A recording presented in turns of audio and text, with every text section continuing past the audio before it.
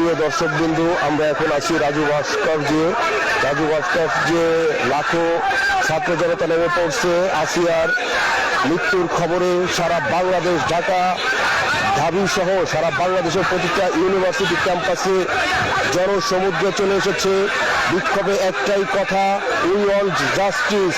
আমরা আসিয়ার এই নির্মম মৃত্যুর বিচার চাই। খুনি ইউনুস, এই যত ধর্ষণ, গুম, খুন, সেগুলোর পাহারাদার খুনি ইউনুস। আমরা খুনি ইউনুসের বিচার এবং সারা বাংলাদেশের ছাত্র জনতা একটাই কথা, এই ধর্ষণের বিচার চাই। আমার বোন মরল কেন? খুনি ইউনুস জবাব দে।